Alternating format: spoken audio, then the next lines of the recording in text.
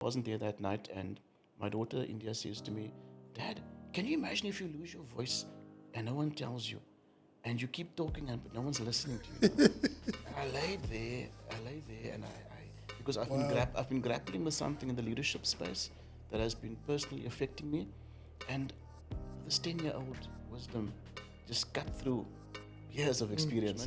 And then Trevor was chairman at that stage. So, and over the years, we've rotated. Was those there a roles. board or Yeah, not? there was a board. So governance has always been a key part of what we do. Even at 12 yeah, staff? Even at 12 staff, whether it was a small board of 5, 6 people, but we always had advisors who could speak into the business, That's interesting. And significant guidance given, obviously, because of the expertise they hold. So you've got Bev. So she's a leadership life coach. Do we have a business coach? Do we have a... Yeah. And how does that work, right? How does that relationship with your coach, you meet with them once a month, twice, how does that... I wish, and I'm not probably going to be the best ambassador for the coaching practice. Yeah. But the reality is that I surround myself with people at all levels, all walks of life. I mean, I just shared with you, my daughter was my coach.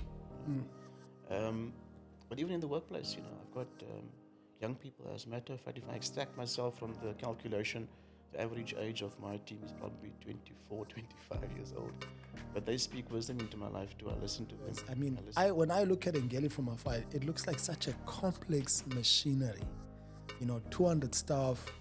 I don't know how many separate entities, I don't know how many separate boards. I'm sure there's one board. So can you talk us through this? Firstly, the structure of the machinery that you've built, and then secondly, why you think a person like Ken Clark would put his companies under a trust, and what the implications of that are. So, because we can't just really go and issue shares, what we do is, as executive leadership, we actually sell shares. Myself, Trevor, Wayne, we come to the point we say, look, we spot talent. There's an opportunity here to take this young person and grow them into a rainmaker in the business. Let's give them an opportunity and sell shares to them, whether it be vendor finance, whatever, it doesn't matter. But once that young person has equity, whether it's 0.5%, whether it's 1%, do you know how their behavior changes? Skin in the game. You know how their behavior changes, and I've seen that firsthand, and it has been remarkable. It doesn't always work. There are some areas where it doesn't work that well. But across the board, we have seen that there has been direct incentivization, and people are obviously shifted in terms of how they show up in the workplace. I've got an amazing team, Luphumlo. I mean, if we work on proposals or we've got reports due, I go online until 11 at night, and they're there too, without me asking them. Because they're shareholders. They've got equity, skin in the game, Doc, thank you very, very much for sitting down with us. I tried to do a lot of research on you, and you appear to be a ghost online. Yes. I've gone through your Facebook. Sure. I think the last time you posted, I don't know, 2014 or I don't know. That was probably the last time I was online. So. Yeah, I've gone through your Facebook. I've gone through all of your past pictures. Sure. But I wanted to say thank you for sitting down with us. Sure. I'm really looking forward to the conversation. So I've got a brief intro here. This is what I found online about you, right? Okay. 3 points. 20 years experience in SME development and specialization in business incubator, best practice. And then more than 15 years of experience in skills development and positive youth development. 15, 1 5, 1 5, 1 5, 1 5, right? Yeah. And then CEO of Engeli, right? The last time I checked, it said joint CEO That's of right. Engeli. That is still the case. Is it? That's right. Anything else that people don't know about you, because this is, in fact, why are you a ghost online, Doc? I've just always been a very private person. Enjoy keeping especially my personal life private. And I think also probably adopted more of an Andrew type mission, operating behind the scenes than in the front lines. Sometimes to my own detriment as well, as most of my coaches would say. But I think it's worked for me. I prefer to maintain a low profile and lead from the back, essentially. Yeah. All right. I wanted us to talk about a couple of things, right? Leadership is one of them. Strategy is one of them. SME development space is one of them. your journey in business is a key theme that I just wanted us to have a look at how you started, how you got into it. But before I met you, there's a gentleman, I'm just forgetting his name, I met with. He's in the, at that time, he was in the PPE, space, supplying PPE and all of that, based in Central. And he said to me, he asked me, do you know Doc? I said, there are a lot of docs. Then he said, no, Dr. Ricardo Dames at Engeli. That's one guy you should know, right? And then I made it I made a huge effort in reaching out and saying, and you were very welcoming. Thank you for that, right? But maybe take us back to your childhood, where you grew up. You're from Gqeberha, right? Yes, born and bred. Most of my family roots are from the Northern Cape, from Kimberley, small town called Douglas outside of Kimberley as well. But pretty much born in Port Elizabeth, raised here as well. Attended primary school at Parkland Primary School in Galvandale. Went to Chapman Secondary School and did most of my academic studies at NMU as well. Grew up in Corsten, so still very proudly connected to the area. I still worship in the area as well, and really just enjoy, going back to where I grew up as well. Small family circle, one sister. My mom's still alive. Dad passed away when I was 12 years old, so pretty much found my way as a young man. And married at the moment with one wife. At the moment. One wife. Happily married, I should say. I hope she'll say the same when you ask her. And 3 lovely daughters who are my reason for living. Oh, that's amazing. And I saw them on your Facebook from 10 years ago. Sure. Doc, take us back to that moment. I know you've told that story of when you jumped from formal employment to what you are currently doing today. What was happening in your life? How are things going? Luphumlo, I've had a very scattered career path. I wish I could say it was by design, but it was actually more just probably my personal journey in finding out who I am, what my strengths are, which ultimately led me. So started off as a teacher, taught for all of 6 months and realized this is not for me. Followed the pattern of grandparents, parents, etc. And where were you teaching? I went back to Chapman where I matriculated. Went back and taught geography matric class, and you can imagine I was all of 21 years old and teaching a matric class. It was quite daunting, but more so as well that the entire fabric of the educational system had just changed so much in that 4 or 5 years I was out of the system. And when I went back into teaching, I realized that no, this is not for me. I love education. I love unlocking the potential in people, but I just didn't think that the secondary school environment was the best for me. Then pivoted into doing adult education at the St. James School in Shorterville. Evening classes, obviously, for the Matric Second Chance program.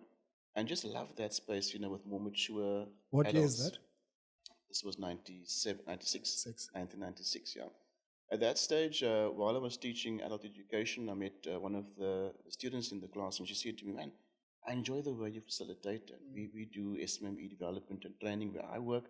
There's currently a vacancy for an SMME trainer there. Why don't you give me your CV? And I thought to myself, what do I know about SMME development, At that stage, I did have a side hustle. I was selling processed veg, to supplement my income. Went from schools and nurses and made a pretty decent living. Processed veg? Yeah, basically, fresh vegetables, but processed in the sense that it was pre-packed and labeled so everybody could get their diced pumpkins and diced and, Nice. Yeah, so it worked quite well. It supplemented my income quite well, especially after having left the teaching job I was in.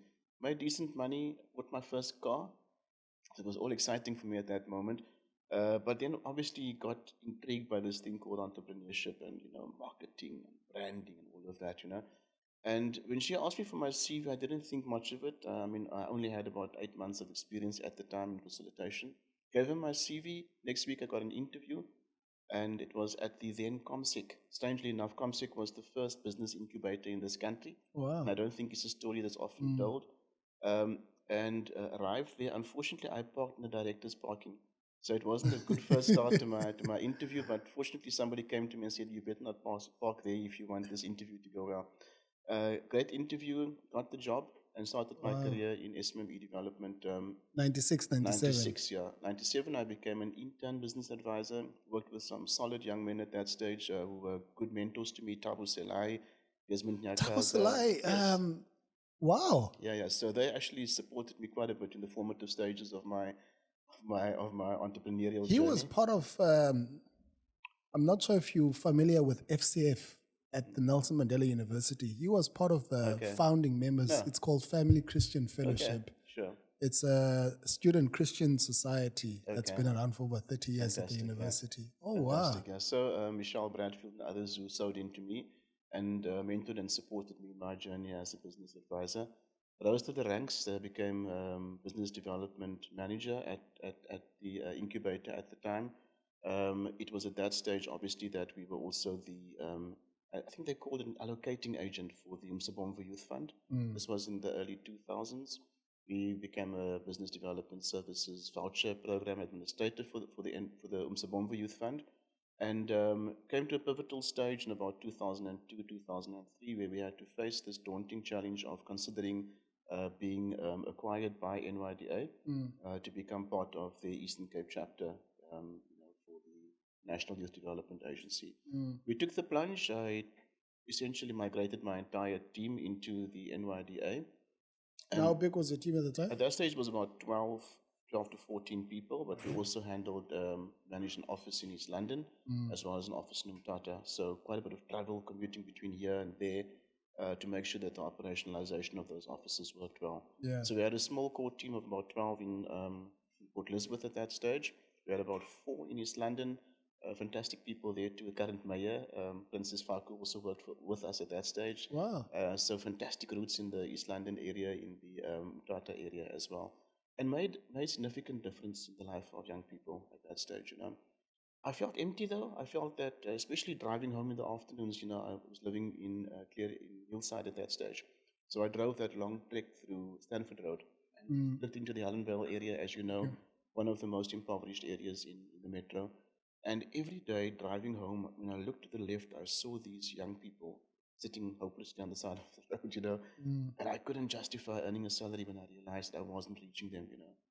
And I had this internal struggle, and I just was not happy. You can imagine each day when you get paid, each month when you get paid, when that salary lands, you felt depressed more than happy because you realized that you weren't really impacting the lives of young people.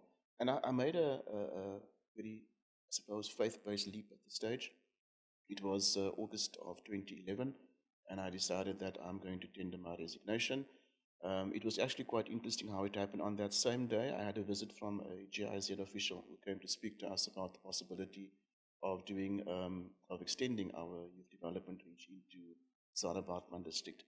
And when she walked into my office, she did a strange, she took her shoes off, and she sat back in the chair and she said to me, "Forget what I came for. You don't belong here." And that was probably the most profound, I suppose, prophecy I've ever experienced, when someone who didn't know me from above so could read right into my situation. And it was quite, I suppose, opportune, because at that stage I had my resignation letter on the printer in my office. Sure. And I reached over and I showed it to her, and she said, follow, Sure. Did that, resigned from formal employment, not knowing what I was going to do, where I was going to do it from, but that has probably been the most pivotal moment of my life, in the sense that I realized I had a bond, newly married, and a lot of pressure, obviously, and but I think followed through in terms of trusting where I could not see. It wasn't even 6 months later I landed my first consulting assignment. Now you know how it is as well, with brand. Yeah. Suddenly, I've got, at that stage I had about 10, 11 years of experience behind me. I had this brand. I still remember the logo, RD, real development, and I'm going to go out and change the world. Landed my first consulting assignment at that stage. It was a retrenchee assistance intervention with one of the local manufacturing companies in the FMCG space. They offboarded about 180 people at that stage, and I supported them with a full end-to-end program to facilitate a journey of reintegration into employment or self-employment for about 150 people. Wow. Loved it because I interacted with adults.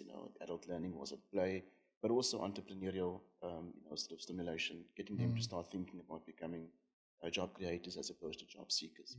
And then got a call out of the blue from my now colleagues, Trevor Hayter and Wayne Wisdazen. At that stage, they were just establishing Engeli as a business, and Trevor courted me for a while before that, but I was quite resistant to it.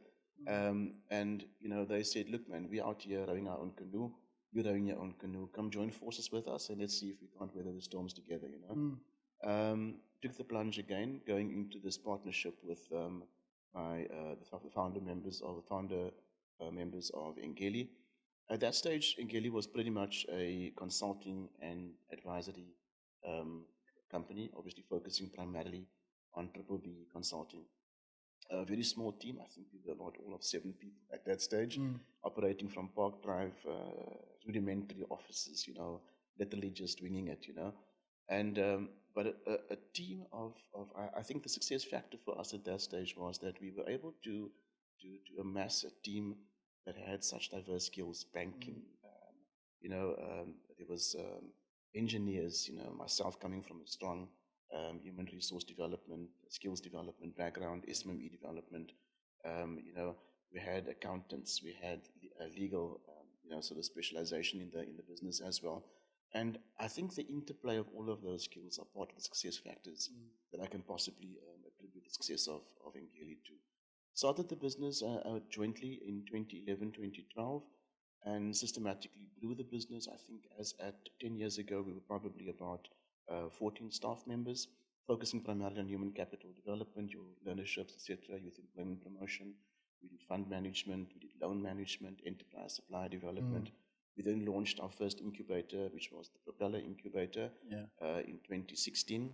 Can I interject, because there's so many things that you're saying that I want to double click on, because you've said so much, right? Can we double click on the landscape in 1996-97? I mean, how long has it been now? 30 plus years. Yeah. We are newbies. We're trying to get into this thing, right? I've been doing it now for maybe nine or so years. But you've got 30 years of experience. Sure. You know the game, right? How was it back then in terms of SMME development, entrepreneurship, new democracy, particularly this developmental aspect of it? I love the fact that you're saying you were driving and you could see that there was some sort of void in you. Yeah, that was 2010, right? That was 2010. So when I first started at the then ComSec in 96, 97. ComSec is an incubator. Yeah, it was. Wasn't. It was, yeah. Okay. Unfortunately, it's closed its doors subsequent. But Luphumlo, it was actually a much different space, truth be told. We had visionary leadership in the metro at the stage. Interestingly enough, what year was that? 96, 97. Yeah. So, and who was the? It would have been Mayor Faku at that stage. Yeah. But very forward-thinking and visionary local economic development department, obviously. So we had a twinning arrangement at that stage as well with Gothenburg, with the Swedes, and there was a lot of interaction between, and I think even China at that stage as well were very prominent in doing frequent visits to our incubator as well. So the ComSec model was born out of what was known as the Regional Economic Development Forum, and they set up what was called the Eastern Cape Job Creation Trust under Oom Ray Mhlaba at the time. Yeah. And, we obviously built quite a bit of depth in terms of the business development arena. At that stage, ComSec was the business support component, and it was also I can't remember, it was a local business service center for the then Nsika Enterprise Promotion Agency. So they were doing business support primarily funded through state support, and also had a tender advice center.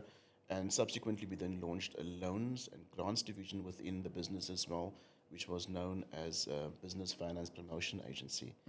Out of the success of the ComSec model, and also obviously realizing that there was this chasm in terms of the new entrants into the SMME space and catapulting them into becoming suppliers in the supply chain of the corporates in the area, we realized that there was a gap in terms of specifically manufacturing support. And my now colleague Wayne Oosthuizen became the head of what was known as the PERMAC, Port Elizabeth Regional Manufacturing Advisory Center, which actually fell under NAMAC at that stage, and provided primarily business support and high-level support to the manufacturing sector, because that's where jobs were actually going to be created. So we found at that stage that there was a lot more crystallization and clarity around where different agencies played in the support and Yeah. development of SMMEs. And also less competition because everybody knew what specific areas they had to actually, they were mandated Interesting. to support. I wish I could say the same now. Looking back 25 years, a lot more fragmented. As a matter of fact, I often participate in these SME fora and these enterprise development fora, and it's painful to realize that we are still trying to solve for the same problems we've solved for in 96, 97, actually worse than now than before, a lot more fragmentation despite the fact In the industry. yeah, you say. absolutely. Okay. Despite the fact that we continuously proclaim that we are looking at these collaborative partnerships and this whole ecosystem, sort of mind shift, but the reality is it's not happening. And that's probably a podcast for another day Yeah. because I don't want to be pessimistic and negative on this Yeah. on this round. But I still believe that we've got good people out there in these agencies and support development organizations. But the reality is that we're all falling over each other Yeah. and trying to solve the same problems. There's a need for a bit more clarification of role and purpose, and I think if we achieve that, we can just achieve so much more. Interesting, because what I'm thinking is how that can be realized. Would it be a matter of tighter legislative, tighter legislation in terms of who needs to do what? And, I'm just, No, But true. I mean, we've got solid policies. We can't fault that. Yeah. Excellent policies, but our nemesis is execution. Got you. know. Got you. What I'm thinking of, Doc, is, so I grew up in Middleburg, right? I'm sure you're familiar with Yeah. Middleburg, very small town. Yeah. And in Middleburg, we had this famous shop of a guy called Ubutfani. Ubutfani was his name, right? Just a 5-minute walk away. So that was our exposure to entrepreneurship, right? General dealer, milk, basic stuff. And that market at that stage wasn't flooded by foreign nationals. And, he did so well, ran a solid business, hired people locally. And fast forward 20 or so years from now, that business is dead. Even the children that worked there couldn't take the business over. There's nothing. Yeah. They are now renting it out to other people who have built a tavern and a shebeen, and it's been converted into a spaza shop, right? And when I try and think to myself of what, is it a generational thing of how entrepreneurship was being approached that time that differs to how we are doing it now? Because I do a lot of work in townships, and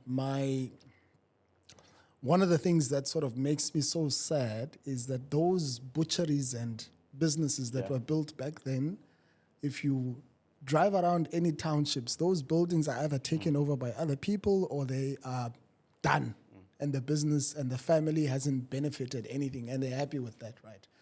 So let me throw it back to you, right? Because you were there back then. You were very active in the space back then. You're very active now. I wasn't there back then. I don't know what was happening. How do we reconcile these two?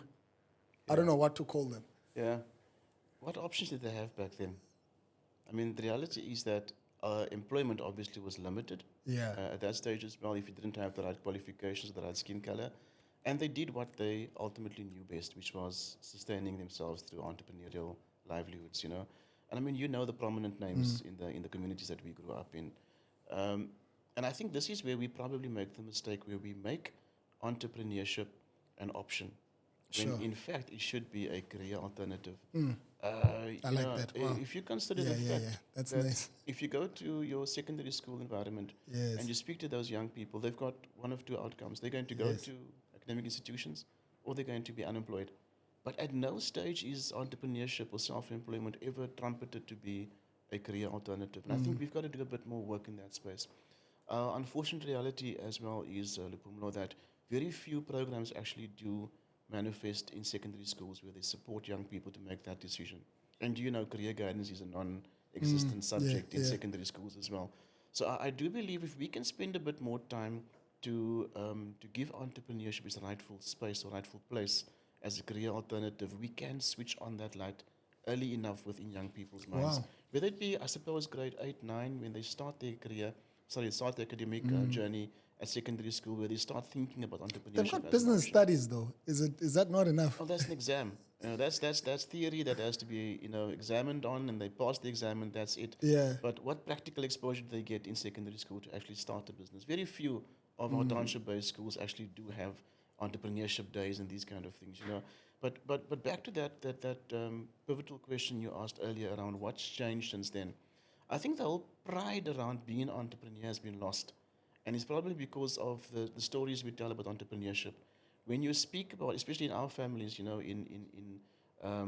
I consider typical colored communities, when you speak about entrepreneurial, sort of giants, the stories are all framed around negative outcomes, whether they failed in their business or the business closed down. It's never about the struggles and the journeys they've been through and how they've triumphed. And yet there are many such stories to be told, where you actually have people who have started business against all odds and made it work.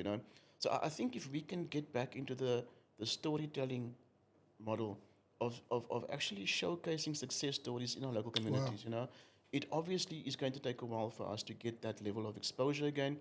But I do think that we can shift the needle in getting more young people focused on entrepreneurial opportunities. I've seen it obviously in the kind of work we do now, Luphumlo, around youth employment promotion, where young people are starting to pivot more into entrepreneurship, and interestingly enough, not conventional entrepreneurship, but social entrepreneurship. Because of the What's the difference? Essentially, in terms of conventional entrepreneurship, you're talking about for-profit type businesses, Yeah. typical spaza shops, hairdressers, and here I'm talking about young people who are living in our township communities, and they're seeing the struggles around them, and they're realizing the need to start social enterprises, which will actually impact in terms of solving for social or environmental problems. Within our incubator, we see more and more young people coming forward with ideas which are centered around social impact and not your conventional, sort of profit-driven entrepreneurial models. So I do think that we've turned the corner, and I think if we can just sustain the support we provide to them, we will see a new generation of young people entering into the entrepreneurial spaces. I like what you're saying, to take you back, I like what you're saying about reform in the curriculum. It could be extracurricular. Okay. It could be extracurricular. I'm not saying go and change the entire Yeah. curriculum, but if you've got business studies, make it practical, man. And unfortunately, the poor teacher, they bless his heart or bless her heart, they've never started a business. They have no cooking clue That's how the to, major, yeah. So if you have extracurricular programs, whether it be after school, and you actually get them exposed to go and maybe, shadow an entrepreneur for 3 weeks. When they talk about bookkeeping, go into an entrepreneurial environment and go and see what bookkeeping looks like. And I think that is where we're going to switch on that light and actually, cascade this thinking around entrepreneurial opportunities.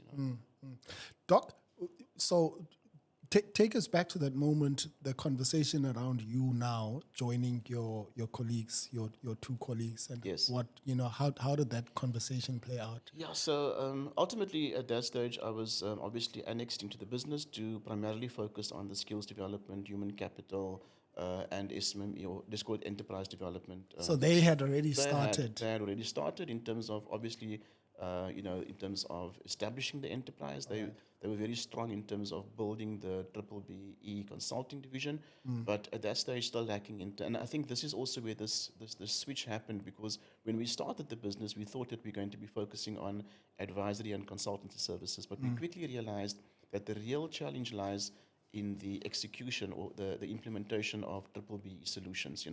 And you obviously couldn't be the referee and the player, and we decided to actually switch roles and play more in the space of solutions provision.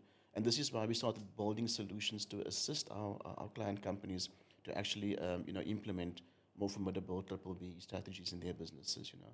And that's how we just layered one solution after the next, until we've built a boutique bouquet of services. What convinced you? Because I'm thinking now, Yeah. if someone comes to me and, I'm running my business Yeah. and, I don't know. So what convinced you? It wasn't easy. But the reality is that, if your values are aligned, it makes it a hell of a lot easier. And when I first met, and unfortunately I knew my one colleague, Wayne Oosthuizen, for many years before that. I was with NYDA, he was with CEDA at the time. So obviously He was a provincial that's manager. correct, that's correct, yeah. So we intersected at numerous occasions, and got to know him, got to know his heart in terms of, his passion for SME development and transformation. And met Trevor obviously for the first time at that stage, but I saw his heart, and I saw that, what the intention was behind Engeli was solid, it was authentic, and that made it easier for me to take the plunge into it. Was it difficult? Yes. There was the typical norming, forming, storming stages, of us trying to find each other. Also very different in terms of our own sort of leadership styles and our own sort of personality profiles as well. So it took a while for us to find each other, but when we did, the magic happened because we realized that we actually complemented each other. And once we found that formula, and it often changes, that I'm strong in one area, they aren't. And once we found that dance, that flow, it became easier for us to actually build the business, because we no longer struggled with, the formation. We now actually struggle jointly around where we're taking the business to in terms of chasing a vision for Engeli. What does Engeli actually do for the people that don't know? Sure. So Engeli is a boutique consultancy. We still focus primarily. So we still have triple B consulting, but it's a very primary function. Is more our sort of as we call it the edge into the market. And once we obviously understand what the needs of our client companies are, we are able to come up with plausible triple B solutions for them. Whether it be we do, for example, the human capital interventions, which is, for example, youth employment promotion. So a company may want to go 2 levels up, and we support them with a Yes for Youth implementation program. We do enterprise supply development support as well. If they need an enterprise supply development program conceptualized and implemented, we support them in doing that as well. So a variety of programs. I mean, I'm often asked what we do, and I actually say that it's not what we do, it's what we don't do. We just have we're so thinly spread in terms of the offerings that we currently have, and in doing so, we had to build depth as well and find the right people to lead those divisions and to implement those solutions for us as well. And earlier on, you mentioned, coming in when the team was, 7 people. 12 or so? 12 people at that stage. I'm talking about 10 years ago. Now we're sitting on at Engeli enterprise development level, probably about 30 people, and within the group, probably more than 200 people Sure. who are employed. And when you say sure, I agree with you because with that comes complexity. Yeah. And the leadership style of 10 years ago obviously won't cut it with our current complement. So we had to build depth in making sure that we have the right people to actually grow the business even further.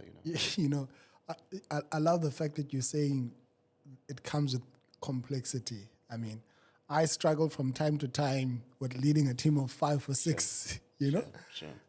With finding the right systems and finding what works and, trying and, I can't even imagine leading a team of 200 people or so. So talk to us a bit about that complexity, in terms of your leadership style as well and all of that. And I think obviously, we went through growing pains, no doubt about it. And when things go wrong, you start playing the blame game and you start saying, you could have done better, you could have done better. But the reality is that unless you're going to keep track of your growth and identify where those pain points are early and put in place the measures to actually overcome those issues, you're going to start finding yourselves in tussles that doesn't belong to you. So first thing we did, between myself and Wayne, we had solid HR experience. We've led teams before, and we winged it for about 15 years. But probably about 2 years ago, we realized, look, we're just not getting to everything, each time we employ somebody, there's a staff contract employment contract that has to be drawn up. There's a need for an induct, and we just can't be all over the place, And when I speak about growing depth, it's about finding the right people to fulfill those roles. So we appoint an HR manager, somebody who has the credits, who has the experience to be able to come into this space and actually support us in that, So we had to let go to grow. And we obviously held on as much as we could a few years ago because we wanted to just maintain a tight ship, etc. But we realized if we wanted to grow the business, we've got to appoint the right people. So over the last 3 years, we've made some heavy appointments. But if we look back now, we can actually see the impact that's actually achieved, once we've done that. Yeah. And when you joined, how the conversation around leadership and all of that, and who Yes, does what. So did you join, and what was your role when you joined the Yeah, business? so when I joined, obviously, as I mentioned, I came in primarily to lead and manage the human capital Okay, I and see, I business see, I support see, I division. see. That was going to be my forte. Wayne at that stage was appointed as the MD, and he was going to take care of the overall organizational management. And then Trevor was chairman at that stage. So, and over the years, we've rotated Was those there a roles. board or Yeah, not? there was a board. There was a board. So governance has always been a key part of what we do. Even at 12 Yeah, even staff? at 12 staff, whether it was a small board of 5, 6 people, but we always had advisors who could speak into the business, That's and interesting.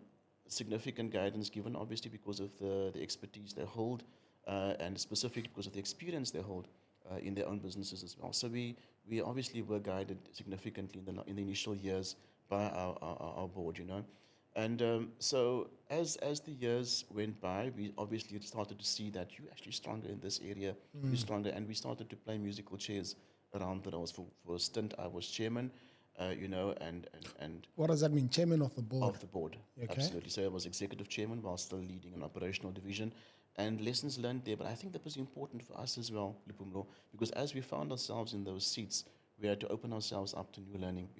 So as chairman, I obviously had to open myself up quite a bit in terms of understanding governance better, and how to lead a business from a strategic perspective as opposed to operational only. So That's nice. That's nice. we grew Yeah. we grew in the process. And looking back, some of the struggles we went through was possibly some of the best learning opportunities for us as well, because we emerged stronger and wiser than before. So here we are now in 2024.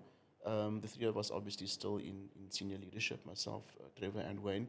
But over the last 6 months, our conversations have started to shift from not where we are taking the business to, but what are we going to do about legacy, about succession. So, and I think it actually resonates as well around my personal leadership struggles as well, around understanding what it is I need to do in the next. I mean, I'm 51 years old now. Yeah. I obviously don't want Quite to. young, Doc. I wish I was 10 years younger. But, so I have to start having these conscious conversations with myself. I surround myself, Luphumlo, with a number of coaches, not one, many coaches who speak into my life and who gives wisdom and guidance and direction. Is that a coach for a particular area of your life? Interestingly enough, it wasn't initially planned that way, but it worked out that way. So, Bev Hancock, I'm not sure if you know her. Yeah, I know. So she's there, Alroy Trout. As a leadership coach or Leadership, strategy, life, brother. When we're juggling our own personal lives, our families, our responsibilities at work, our extramural responsibilities, whether it be at schools, churches, other social organizations, it takes a lot from us. Yeah. And finding that balance isn't always easy. One of the best things that could have happened to me, and I think I did share it with you when we spoke offline recently, is when one of my coaches, Elroy, shared a book with me called Synchronicity. Yeah, I've Right? started reading that Did you? book. I've started reading that book. Luphumlo, It's one of those books that I think you have to read 2 or 3 times. 2 or 3 times. Yeah, listen, I'm still reading it, let me be honest with you, because I pause, I go back and I reflect. When I first started this book, I thought, what new age mumbo jumbo is this, But it came at the right time, because it actually amplified for me what I was going through in my own leadership struggle. The importance of finding the flow, and connecting yourself with something that's way beyond you.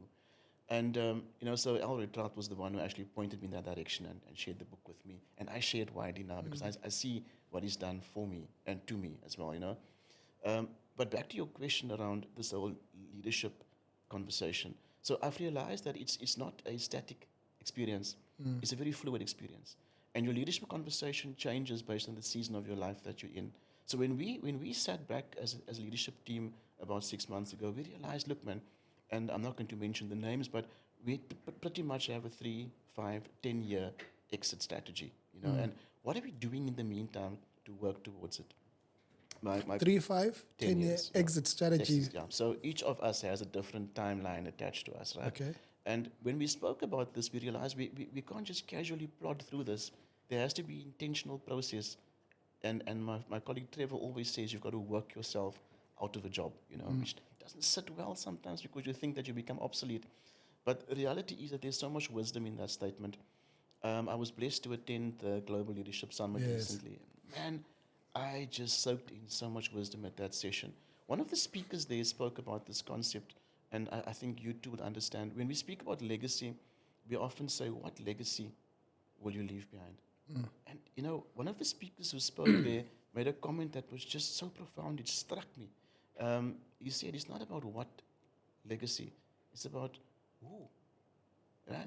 And I realized that I possibly failed in that respect because I was trying to build processes and systems that can outlive me, but I didn't realize the importance of making sure that the people who fulfill those roles are actually going to be equipped to do that.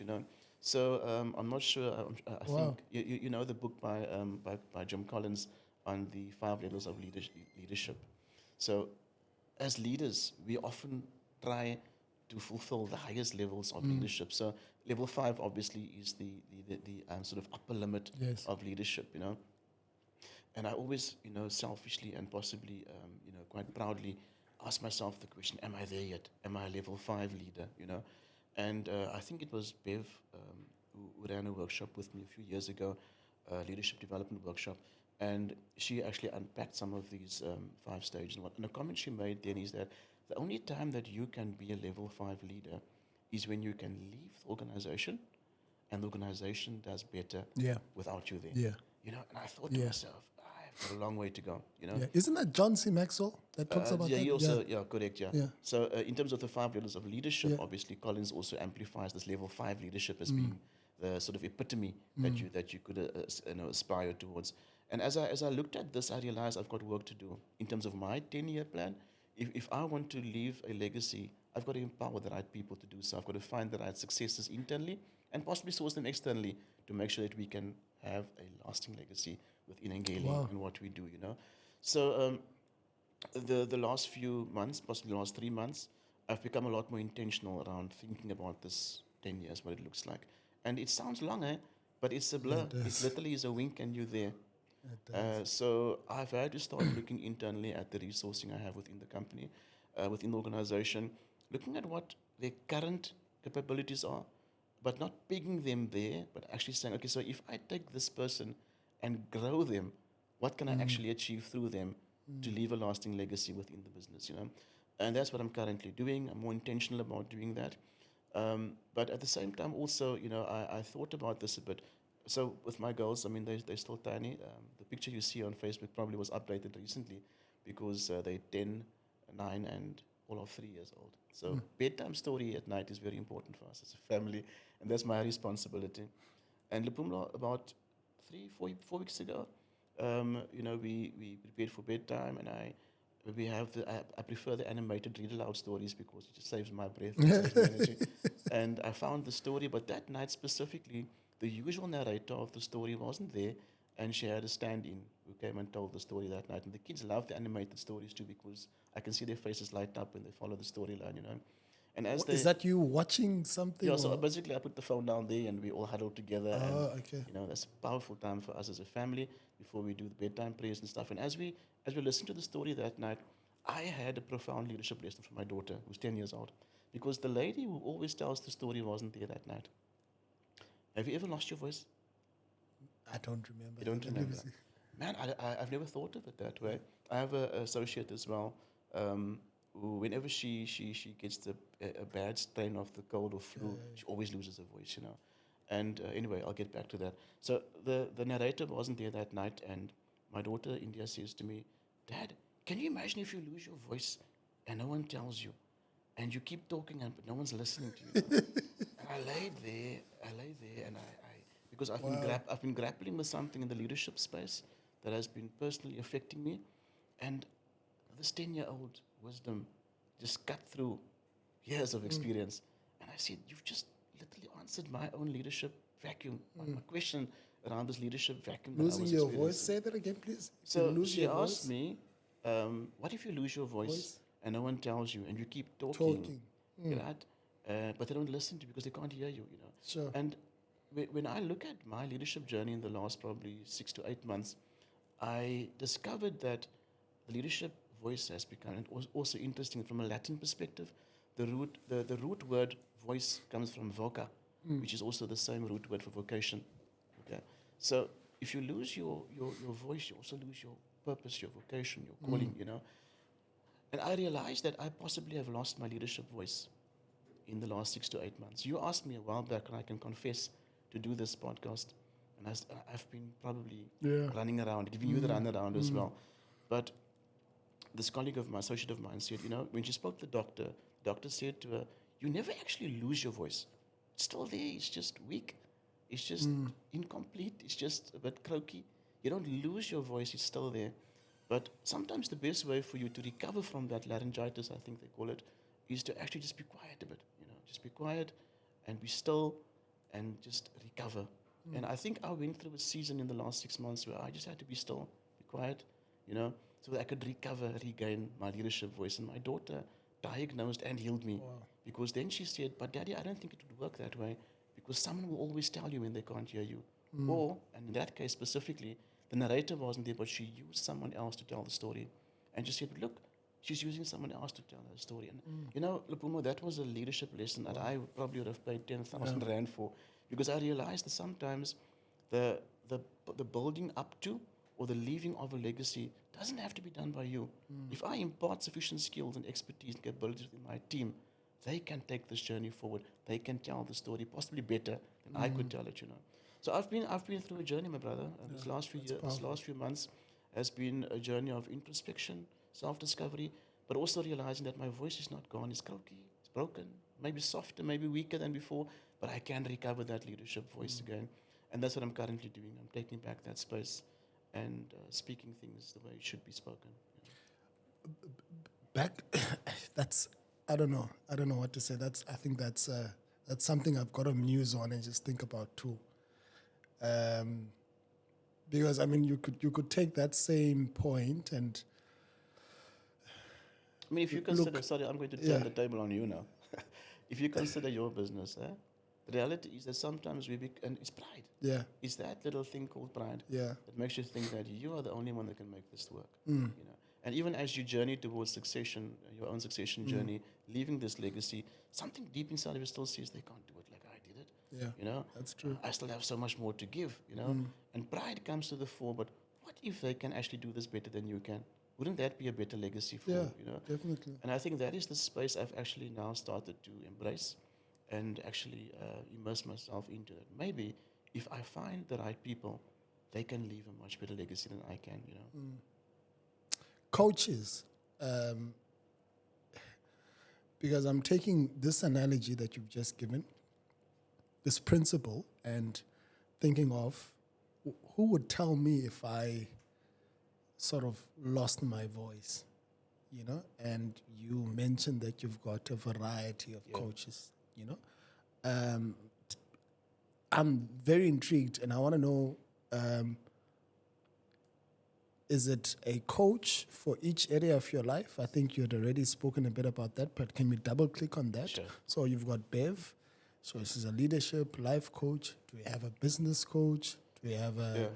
And how does that work, right? How does that relationship with your coach, you meet with them once a month, twice, how does that... I wish, and I'm not probably going to be the best ambassador for the coaching practice. But the reality is that I surround myself with people at all levels, all walks of life. I mean, I just shared with you where my daughter was my coach. But even in the workplace, I've got young people. As a matter of fact, if I extract myself from the calculation, the average age of my team is probably 24, 25 years old. But they speak wisdom into my life too. I listen to them. I listen in when they share their own stories, their own journeys, their own frustrations. I listen in and I learn from it, My team, my colleagues, Wayne, Trevor, the executive team, when they speak, I stop for long enough to listen. And I think very often in leadership, we become so self-involved, so elevated that we forget that we can learn from anybody, And I've just allowed, and I think more so, as I said to you, the book that I've just recently almost completed, Synchronicity, has taught me around this importance of being present in the moment all the time.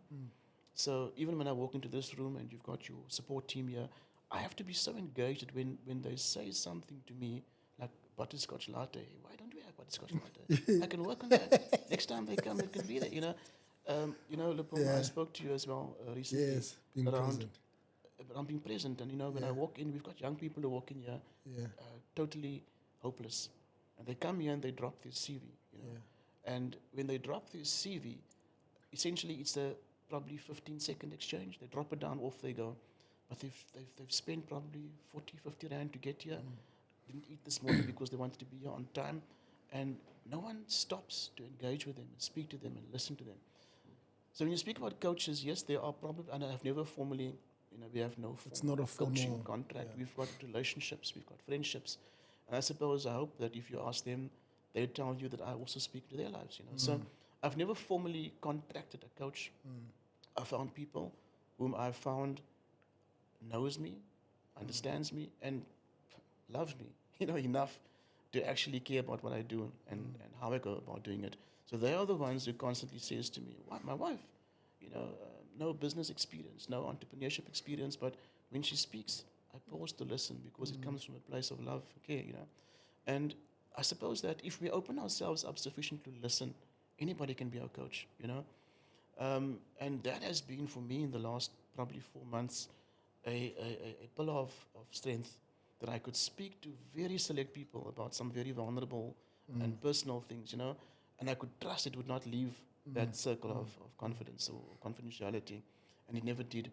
And when they come back and they advise, I can see it comes from a good place, So my encouragement to anybody out there who's listening is, I do believe that there is value in having a formally contacted mentor or coach, but just open yourself to the possibility of listening, of leaning in, and allowing people to speak into your life. And I know it's not easy, but when you start trusting and make yourself vulnerable, I believe and synchronicity for me is not a sort of, mystical process. It's divine.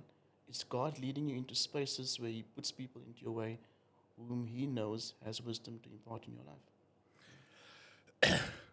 life. Doc, 3-4 years ago, I was part of a program, King Williamstown, and I was coaching about 10 entrepreneurs and different sectors, and so we're done with the program. It's graduation day, and 2 big shot CEOs walk into a room, right? So I'm sure they're getting a report of this program. Yeah. So it's a graduation now. We're here to celebrate these entrepreneurs. But 2 big CEOs walk into a room. One of them says, "Hi, how are you? Good. Yes." The normal. But the other takes time to pause, and she asks me, "So tell me more about each entrepreneur," because they're speaking tomorrow. They've got to speak, Then tomorrow comes, and from the conversation, from their speech, for me, this was a huge leadership lesson. From what they deliver, I pick up, this type of CEO just gave a generic "thank you, great program" speech.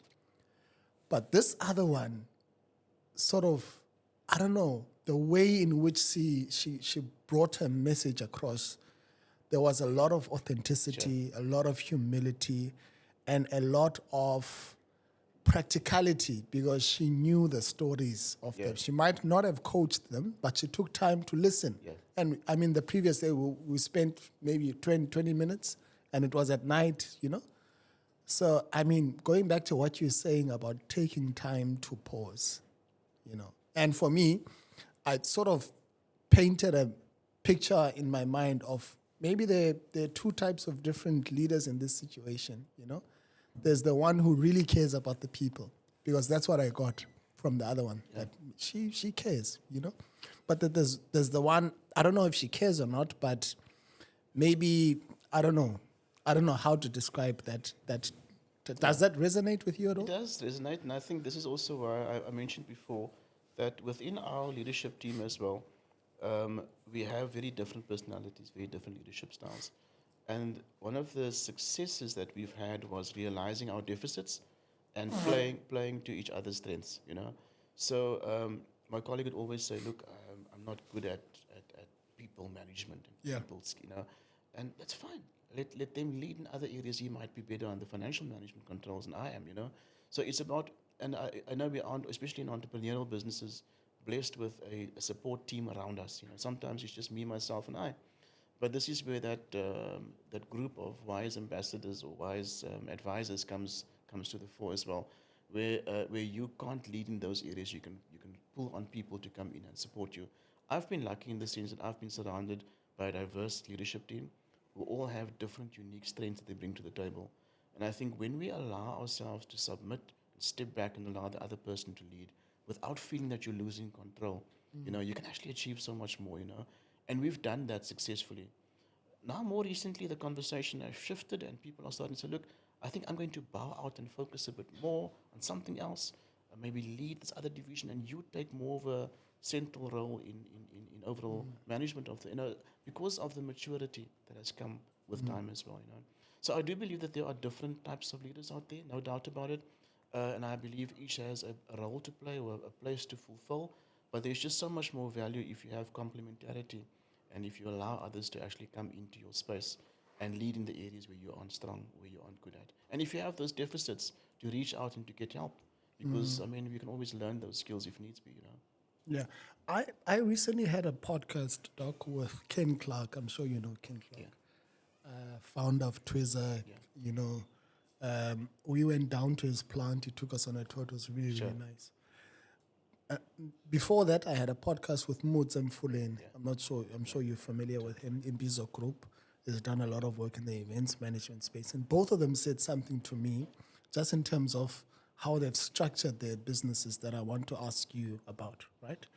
Because you've got a doctorate, you know. Both Ubud Motse and Ken Clark said they've got a trust, you know, and in Ken Clark's scenario, there's the trust that owns a holding company that owns the two businesses. In his case, it's the Twizzler and it's the Quickly Dairy, right? And what I didn't ask them was, you know, what's the benefit of putting a business under a trust, which I'd like to put to you, right? But I'm not sure if you are at liberty to speak about, you know, the structures, because I mean, when I look at Engeli from afar, it looks like such a complex machinery. You know, 200 staff. I don't know how many separate entities. You know, I don't know how many separate boards. I'm sure there's one board. So, can you talk us through this? Firstly, the structure of the machinery that you've built, and then secondly, why you think a person like Ken Clark would put his companies under a trust, and what the implications of that are. So obviously I wouldn't know what the strategy was around the decision to do so. It could be from governance perspective, could be from a taxation perspective. Maybe let me speak more around what I'm qualified to speak about in terms of how we've structured our business. So when we started, obviously we had the Engeli holding company, Engeli Enterprise Development, which is a PTY Ltd. And it has a board. This stage, probably about 10 members on the board. All of them executive within our organization. We've got one non-executive director on the board. And the reality is that we've realized we've got a lot of skills internally that needs to be honed and developed. And that has happened over the last 10 to 12 years. We then also realized probably about as far back as 2014, 2015, around the importance of establishing an empowerment trust within Engeli. If we live this mantra of transformation, we obviously have to practice it as well, you know, in terms of making sure that we have a trust internally that takes care of the needs. And at that stage, we focused primarily on black female employees. So we've set up our Engeli, Women's Empowerment Trust with a specific focus to develop hone skills to ensure that we actually emerge with a competent team of black female professionals. And that's worked successfully over the last few years. The composition there is primarily internally appointed trustees, where we as Engeli, as a board, appoint 2 trustees, and the trust appoints 2 external trustees as well, which we have done successfully. I think you know Veronique Verlander. Veronique's one of our trustees, and Bev is another trustee of ours as well, where they take care specifically of the developmental, the nurturing, the support, the growth of our black women staff, And that in itself holds other possibilities of incentives in the sense that when dividends are declared, the trust obviously also benefits in that respect. And there's a divvying of that benefit that flows to staff. Now, remember I said earlier that our staff composition is very varied in the sense that we've got a very young cohort of new staff coming into our business.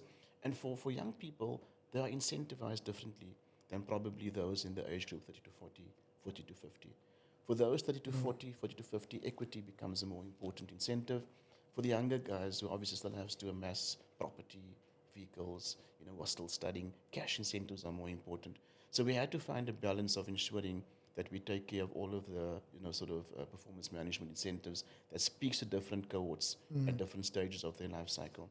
So we believe that the trust has been quite pivotal in providing both a balance of equity, because they obviously hold equity in the business. At this stage, our Women Empowerment Trust has about 10% ownership of the business. And we've also recently provided direct shareholding to our junior staff as well. Can I interject, Okay. Doc? I'm sorry for interjecting. No, please. So you're saying Women Empowerment Trust owns 10%, Correct. right? And then the beneficiaries of the trust are largely black females. Correct. So how are the beneficiaries picked? How does that? Sure. So there's a whole process around that. Obviously, in terms of the way in which we've structured the governance documentation, the guidelines has been that you must be in the employ of the business for at least a year. So we can see that there's stickiness, there's a willingness to stay. And more importantly, also you've got to be a permanent employee of Engeli or its subsidiaries to qualify as a beneficiary. Now you're going to ask yourself the question, what about the black males? And the other, not just black. I mean, if you go agnostic across, what about our other white young employees, who comes into the business? And that's where we realize that we've got to have a different instrument to actually incentivize them. So because we can't just let it go and issue shares, what we do is, as executive leadership, we actually sell shares.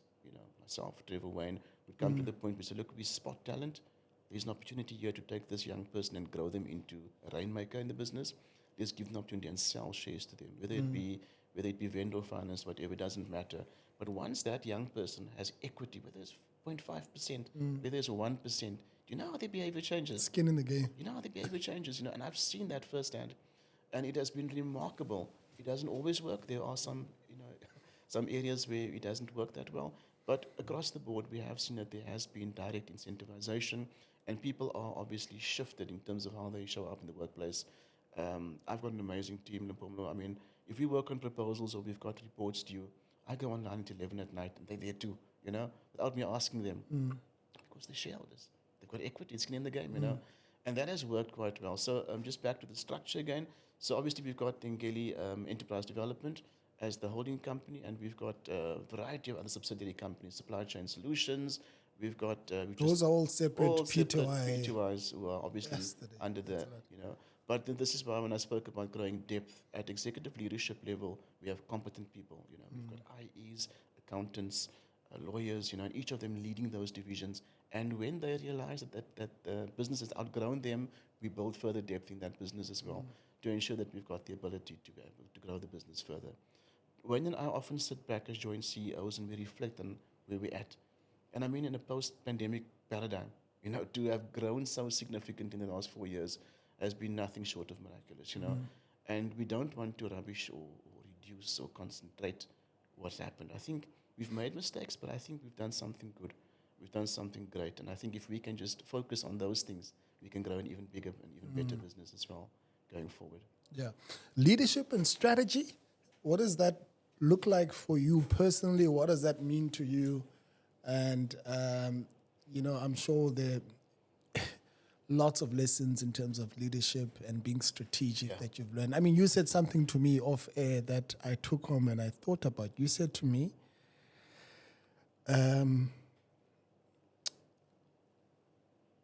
because I'm a bit too operational, I don't have time to do the strategic things, and it's something I had been thinking about, So, how do you?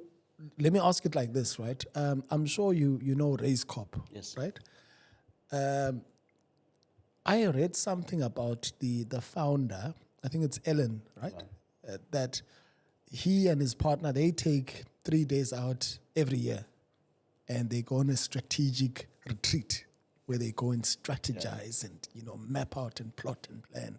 So firstly, my question is, your perspective on what strategy is, if you could break that down, Sure. right, and how that feeds into your business, and then from a leadership perspective, your view on leadership and what you've learned in the past couple of years. Okay, what a loaded question. I'm going to try and keep it short. So let's start with strategy. So historically, we have an annual strategy intervention towards the end of the year, usually before our last board meeting in December, where we as a collective, as a team, come together and we work through our strategy for the next year. We build up towards it by ensuring that our divisional... As a team. Yes, so what we do is first intervention or first step would be our operational teams come together and they develop what we call the divisional strategy. Okay, we've got 4 overarching pillars. I hope I remember them all. There's a finance pillar, obviously. There's an operational pillar. There's a marketing pillar, and there's a people pillar. So each of those 4 pillars needs to be addressed in how you develop your divisional strategy. Okay. So they come up with those divisional strategies. They come up with goals, strategies, and activities that has to actually underpin those strategies. Okay. So they do it at a divisional level. We then have a consolidation where we then take the entire team on a full day session. Entire team? When I say team, I mean the operational leadership, divisional heads. All right, okay. But remember that the guy on the ground, the most junior administrator, has had contributed input into the divisional strategy. Yes. And by the time we come into this boardroom, we sit down, we rehash, and we come up with a consolidated strategy. Okay. So each of the divisions comes up with their goals, their strategies, and their actions, and we then cascade that up into our organization. It's a very top. Correct. That's very interesting. Correct. We then communicate that with all of our divisional heads, and they ensure that they cascade that down again to the operational team, so that they know exactly what our organizational strategy looks like. It goes one step further because our performance management system then speaks into that. So each person's job profile is mapped to those 4 key pillars, whether it's finance, operations, people, or marketing, depending on where you're at in the business. So when we measure your performance, if you are pinky at reception, it doesn't matter how many times you smile with the person coming through the door. If you aren't able to speak to how you've contributed in terms of the financial pillar, the marketing pillar, the operational pillar. Even if your job has nothing to do with that. So we want to ensure that we have cross-cutting skills as well. We want to cross-skill people. So when Pinky leaves here and she goes to a different role, she's able to shine. She won't always be a receptionist administrator. She can open herself up to new opportunities as well. And I just found that when you do that, it also gives your operational teams more purpose, because they actually know what Engeli does. It's amazing. You go into a business and you ask somebody who's perhaps a driver, what do you actually do? I drive. No, what do you do as a business? He has no cooking clue what they do. Yeah. And I think this is what we're trying to do as well, especially given the nature of our business, which is so diverse from logistics, warehousing, from trim, you name it. If I take one of my HCS team, they should know exactly what's happening in every one of our different business divisions. We aren't there yet. I'm not going to lie to you. It's a process, obviously, of unleashing and exposing, and that's what we want to do going forward as well. How would you unpack what strategy is? Yeah. And how would you simplify that concept? Strategy. Strategios, obviously, a very important word. It's about how you go from here to there, and what is your year. So what we often did historically is we were probably fooled by academic textbooks that says you've got to do a 1-year strategy. You've got to almost plot what those outcomes will be, month 3, month 9, etc. We've learned over the last probably 3 years, and especially in post-pandemic context, we've learned that there is no such thing as a linear strategy. You're not going to have defined outcomes in 3 months. I mean, let's be frank, brother. Even your business plan, you've got to change that thing almost every quarter. So I've recently attended a workshop, not recently, but a year back, a workshop that was run. I can't remember the exact name of the company, but Terence Craig invited me, and he invited me to this lab, and Nadia spoke about this concept of a stellar tool, which is a strategy tool. And ultimately, this tool speaks to agile strategic planning, which basically says you cannot have a fixed outcome. You've got to provide for possibilities of stretch or latitude, So, on this year specifically going forward, we want to start applying a more sort of agile strategic plan to our business, which says even if you can't reach X, if you can reach a range, So if X, for example, is you want to achieve 20 bar NPAT as your profitability target. If you don't meet that, you become so despondent. And but what if you said between 15 and 25? Because in doing so, you're opening yourself up to the possibility of reaching 25. But once you say 20, you become capped or curbed at that. So we want. But you're also opening up yourself the possibility of reaching the bare minimum. Yeah, especially in the economic climate we find ourselves in. So you don't beat yourself up. You can actually look, we've done well, considering the fact that we are in this situation that we find ourselves in. So from our perspective, back to strategy, is about making sure that we adopt a more agile approach to strategy.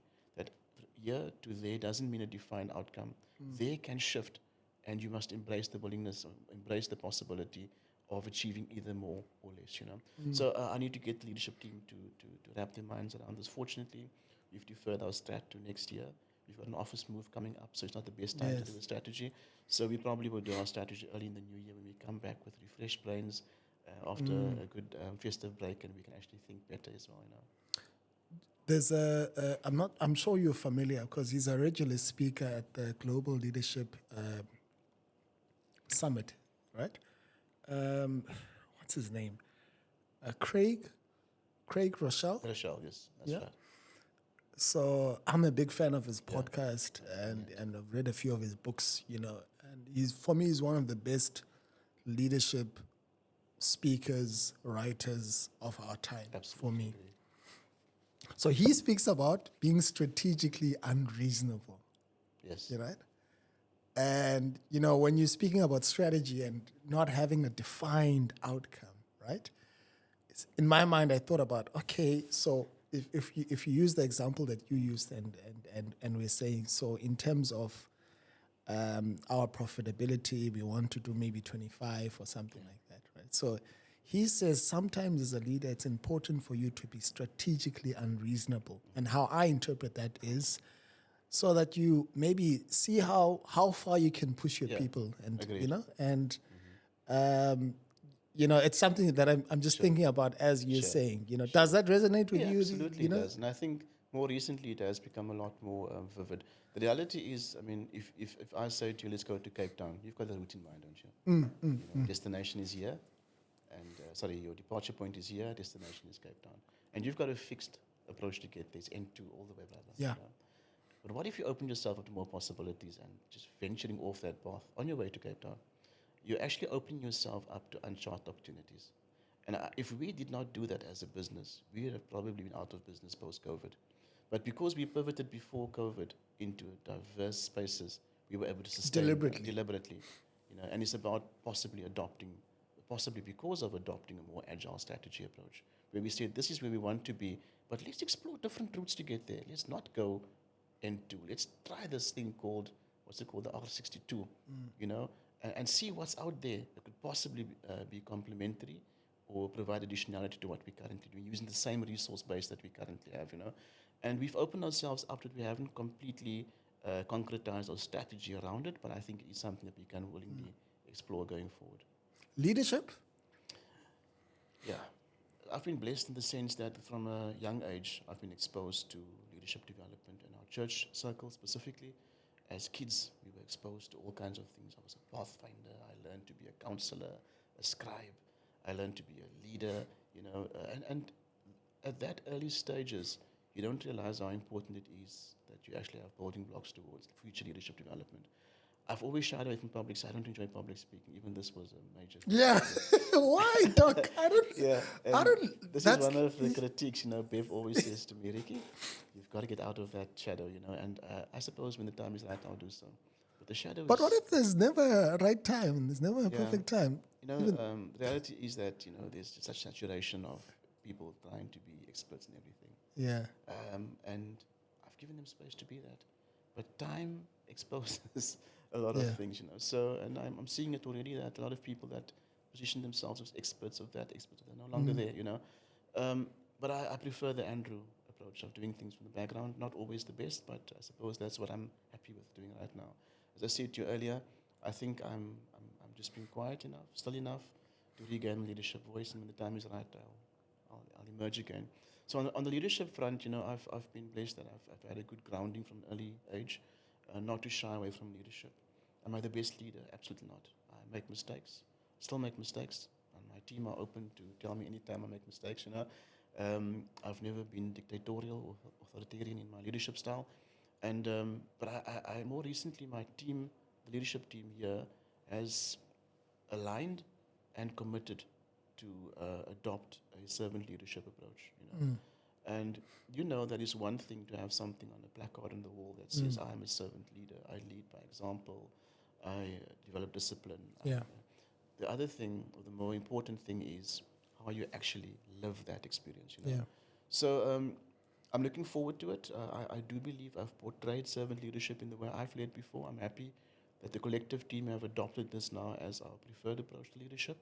And going forward, I think it will be important to hold each other accountable as leaders and to say, look, we say this, but we're not practicing it. Let's go back. Unfortunately, we're going to put this onto our desks as a desk pad. So if you do forget, sometimes you've got to keep yourself in check and say, have I led like a servant today?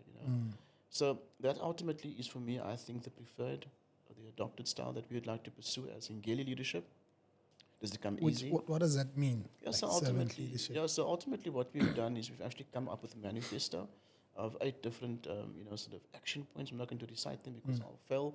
But essentially it comes down to leading from the heart. It comes down to being authentic in our leadership. Yes. Taking time to know the people we work with, understand where they're at, but also being accountable for our actions, leading with integrity, doing the right thing when no one sees you. It's also about being willing and open enough to admit and make mistakes and learn from it.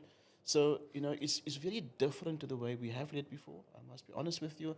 It doesn't resonate easily with all of our leaders, but they've adopted it and they're willing to embrace it and see that through to completion. So it's going to be an interesting journey next year as we adopt this, as we implement this, as we practice this, because we also want our teams to hold us accountable as much as we hold each other accountable. I want to be open that if I do not show that the way I act, that anybody in my team can come to me and say, look, Doc, I don't think you've actually lived that today, and be open to it and grow from it as well. I've learned so much from the conversation, Doc. Last 2 questions. South Africa, the country, how are you feeling about where we are as a country? Wow, I was hoping this question wouldn't come up. I'm concerned. Yeah. I'm raising young kids. I've looked, I've scouted, I won't be lying to you. My wife and I did some travels over the last 2 or 3 years where we were starting to look at other options for our kids, where we want to raise our kids, to give them a chance to be the best version of who they are, And I haven't found it, I can say that to you, because having traveled widely, come back, and there's just still something special about this country, So I'm willing to give it a shot. I believe enough in this country to stay.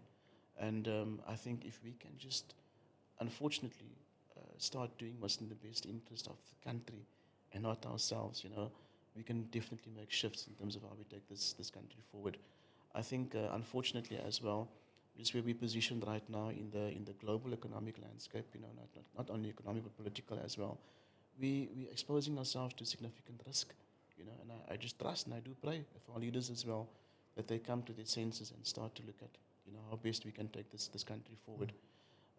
I still have hope, Luphumlo. I'm not going to lie to you. I have hope that we can fix this country, but it has to start with me. It has to start with me being the best version of me I can be, and hoping that can obviously also infiltrate beyond me into the spheres of influence I hold as well. If you were to leave, where would you go? I haven't found that. I mean, Japan was good. I loved it. Japan? I loved it. Just the order, the structure, everything works. People are genuinely good. I probably would consider Japan as an option. Wow. Second choice besides Japan? I don't have a second choice. You don't? All of the others that we have visited didn't quite tick the box. I haven't found that second choice yet. I thought you'd say Switzerland. Yeah, no. Too cold. Too cold. And I think also, the important thing is not about me right now, 51 years old. It's about my kids. Yeah. Where can they shine? Where can they make their best lives, So unselfishly, I've got nothing what I would go to, what they probably go to. And they're too young right now to know what their future paths would be, Spirituality, is that an important thing to you? Where would I be without it? And how it links to business, is there a link? Yeah. No, absolutely. I mean, unashamedly, and I'm Christian, Seventh-day Adventist, love the Lord, and He's proven Himself to me over and over. Even in the leadership struggles, in the business, the daunting challenge of growing a business, it's been a place I could run to, a place I could hide, a place I could find strength. And I definitely think that there's a role to play. I'm tolerant of others who don't believe similar, and I guess at the end of the day, each to his own. But I can honestly say to you, if it was not for my faith, I would not be standing. Yeah. Doc, thank you for your time. Thanks, Luphumlo. Yeah, this has been lovely. Thank you very much. Thanks so much. Thanks. Sure.